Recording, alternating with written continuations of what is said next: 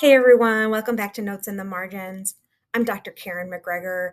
On this channel, I take what I'm reading and what I'm learning and apply these lessons to higher education student success with a focus in adult learners, but my insights apply to many contexts and many populations.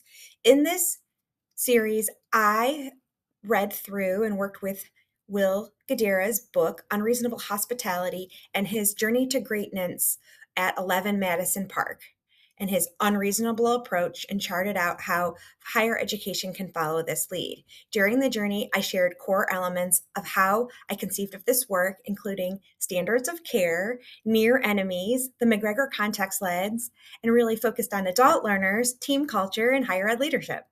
After spending months thinking about unreasonable hospitality, today I'm going to do a little review and share out my biggest takeaways from the book. So let's dive into my 5 favorite lessons. Lesson 1, students don't experience us in isolation. One of the biggest ideas I took away from this book is that people don't separate their experiences the way organizations do. Students don't think, that was a great advisor, but a frustrating financial aid office. They simply think this is what college feels like. Every interaction contributes to the overall experience.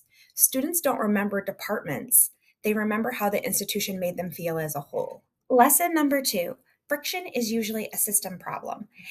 So you think back to my David Hasselhoff stories earlier in the series. None of the people I was working with were trying to make my life harder. The problem was that the systems didn't connect. In higher education, we often blame people for what it really is, a process problem. Most friction isn't caused by bad people, it's caused by a disconnected system. Lesson 3, hospitality is a team sport. We all remember that one favorite professor who changed our lives. For me, it was Carol Schlagheck. But students shouldn't have to get lucky and find one extraordinary person. Our goal should be creating a culture where many people contribute to a student's success. One extraordinary person changes a life. A culture of care changes an institution. Lesson 4 is care deserves standards. One core practice that this book affirmed for me is what I call standards of care.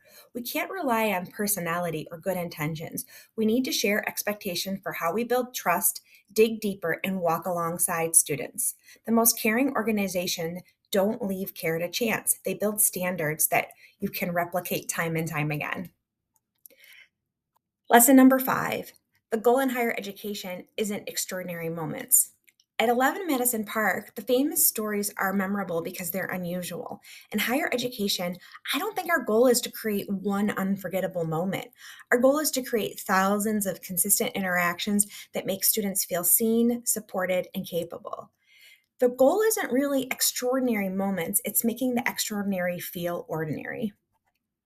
Those are the 5 ideas I'm taking with me. They're no longer just ideas from a book. They've become how I think about leadership, student success, and the experience we create for adult learners every day.